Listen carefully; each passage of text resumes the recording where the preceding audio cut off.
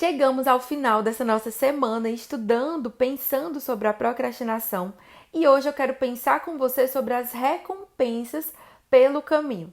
A gente vai pensar hoje em Provérbios, capítulo 10, 28, Provérbios 13, versículo 12 e Provérbios 13, versículo 19. E como sempre, né, antes de a gente entrar aqui no nosso assunto de hoje, eu quero te lembrar de compartilhar esse vídeo, de clicar nessa setinha aqui embaixo e enviar esse vídeo para alguém que você ama, que você se importa, abençoar a vida dessa pessoa com a palavra de Deus. E também lembre de deixar aqui embaixo o seu like, ok? Então vamos lá fazer a leitura dos versículos de hoje. Provérbios 10, 28. A esperança dos justos é alegria, mas a expectativa dos ímpios perecerá. Provérbios 13, 12. A esperança adiada faz adoecer o coração. O desejo cumprido é árvore de vida. Provérbios 13, 19. O desejo que se cumpre agrada a alma, mas os tolos detestam afastar-se do mal. Então, os sábios hebreus, eles reconheciam a dificuldade de adiar a gratificação. Eles não estavam aqui dizendo que é super fácil, é bem tranquilo você plantar hoje para colher lá na frente, no lugar de você já colher o prazer de ficar no seu conforto, de procrastinar. Não, eles sabiam das lutas reais. E eles, assim como nós, eram pessoas cujos corações ficam doentes quando são forçados a deixar os desejos em espera. Então, às vezes, quando você quer muito alguma coisa, quando você se programa, projeta algo na sua vida e você tem que esperar durante muito tempo. Se você não estiver firmada no Senhor, se você não buscar a Deus acima de todas as coisas, o que é mais provável de acontecer é do nosso coração adoecer. E qual é a doença que a gente mais vê se manifestando nessas situações? A ansiedade, o desejo por aquilo que ainda não chegou. Esses sábios hebreus também desejavam uma recompensa imediata da procrastinação, em vez de ter que se sacrificar para ganhar as recompensas da diligência. Eles, assim como nós, se cansavam trabalhando um dia após o outro para criarem um bom futuro para si mesmos. Eles, como todas as pessoas, lutaram para manter o equilíbrio entre desfrutar o hoje e planejar o amanhã. E é aqui, nesse equilíbrio, que mora o segredo. Como eles reconheciam o desejo universal de viver tranquilamente, os sábios de Israel alimentavam uma robusta sensação de esperança. Quando nós temos esperança, ela traz uma pequena parte da satisfação futura para o hoje. E aí, esperança está extremamente conectado à fé. O que a palavra de Deus fala lá em Hebreus que é a fé? A fé é a esperança daquilo que ainda não se viu, das coisas que ainda vão acontecer. Então, para você ter um coração cheio de esperança, para você desfrutar no hoje aquilo que vai acontecer por completo no seu futuro, você precisa ter fé. Você precisa ter uma fé que olhe para o mundo com os olhos de Deus, com a visão que Deus tem e não com a sua visão humana. Então, a esperança faz a gente imaginar a satisfação completa que a gente vai ter quando a nossa diligência, quando a nossa decisão de não procrastinar, ela for finalmente recompensada. Então, você ter esperança é no sentido do seguinte, é como um agricultor. Esperança, paciência e fé são virtudes que elas estão completamente conectadas. Como é que o lavrador faz? Ele lança a semente com fé, com a esperança de que aquela semente ela vai brotar e ela vai germinar. Mas observe que o lavrador, o semeador, ele sabe que ele não é quem vai fazer o grão de trigo gerar, quem vai fazer as espigas de milho darem, os seus frutos, que vai fazer as árvores frutificarem. O papel dele é plantar. E aí o papel de Deus é fazer com que essa semente germine e com que ela produza fruto.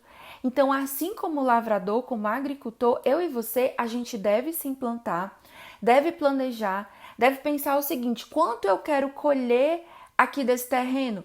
E aí você vai lá e planta na proporção daquilo que você quer colher, você prepara os seus celeiros para a colheita, mas acima de tudo você tem fé em Deus, que Deus vai providenciar a chuva, vai providenciar a fartura, a multiplicação dessa semente que você plantou. Para você alimentar a sua esperança, para você ter um coração cheio de fé, você precisa confiar naquele que vai realmente fazer as coisas acontecer, que é Deus. Pri, e como é que eu aumento a minha esperança? Como é que eu aumento a minha fé em Deus? Conhecendo o caráter de Deus. Como é que você confia em alguém que você convive, em um amigo, no seu marido, nos seus filhos, conhecendo o caráter daquela pessoa? Você diz, não, em fulano eu posso confiar, eu sei quem ele é, eu convivo com ele, eu sei como ele age, eu sei como é o jeito dele, eu já sei o que esperar dessa pessoa. Então, assim, a gente precisa conhecer mais de Deus. Pensando na prática agora sobre essa questão da esperança adiantada, de você colher um pouco antes daquilo que vai ser feito. Você pode fazer o seguinte, você tem uma tarefa aí para fazer. Digamos que a sua tarefa seja escrever um trabalho para a sua faculdade, seja realizar, cumprir uma meta aí no seu trabalho, seja você ter um corpo mais saudável, você cuidar melhor da sua casa, independente de qual seja a sua meta. Junto com a meta, você vai planejar algo que você vai fazer para celebrar quando essa meta acontecer. Então, digamos que eu, Pri, tenho uma meta aqui no meu trabalho de escrever um novo livro, de escrever um novo curso ou de lançar algo novo para vocês, alguma coisa nova que eu vou fazer aqui na empresa que eu preciso dedicar bastante tempo estudando, preparando, gravando, editando, certo? Então, como é que eu penso? Depois que eu fizer tudo isso, eu vou fazer uma viagem de um dia para celebrar isso, ou eu vou no restaurante que eu gosto para comemorar, ou eu vou fazer isso, ou vou fazer aquilo. Então você planeja algo para celebrar essa meta cumprida. Não sei qual é a sua meta, mas aí você pensa na meta e você pensa também em como você vai celebrar, o que é que você vai ter ao final disso tudo. E aí o seu exercício de hoje qual vai ser? Qual é a tarefa longa, difícil e desagradável que você precisa completar? O que é que você tem aí que Deus te chamou, te pediu para fazer e que você acha assim, nossa, isso é muito desafiador, muito grande para mim. Talvez até você pense assim, não vou conseguir. Mas aí você já aprendeu nos dias anteriores como é que faz com uma meta grande, né? A gente quebra ela em pequenos pedaços. Então, primeiro você coloca aí no seu caderno qual é essa meta. Segundo, você vai fazer uma lista de todos os benefícios que você vai ter quando você concluir essa tarefa no tempo certo, com excelência e com atitude positiva.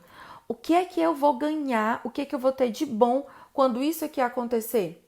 E aí pode ser que esse seu desafio seja algo muito longo, seja algo, né, a um longo prazo, mais de 1, 2 anos ou meses. E aí você precisa pensar como em cada pequena etapa você pode celebrar com pequenas coisas. Vou ver um filme, vou fazer uma refeição que eu gosto. Pequenas coisas que você pode fazer para ir alimentando a esperança no seu coração. E lembrando também de colocar algo para celebrar lá no final, quando essa meta for cumprida. Lembra de quando você fizer esse exercício, você postar dos seus stories e me marcar. Eu quero saber quem chegou aqui até o final. E para encerrar aqui o nosso desafio, o nosso devocional sobre a procrastinação, eu quero que você coloque aqui embaixo o que foi que você aprendeu nessa semana aqui comigo, tá? O que foi que Deus falou ao seu coração. Se você já conseguiu vencer coisas aí que você não conseguia antes, tá bem? Coloca aqui o que é que você achou dessa semana sobre a procrastinação. E lembra de se preparar para segunda-feira, às 20 horas da noite, a gente vai ter uma aula específica sobre como vencer a procrastinação, tá bom? Te espero na próxima segunda-feira, às 20 horas. Um beijo, Deus te abençoe.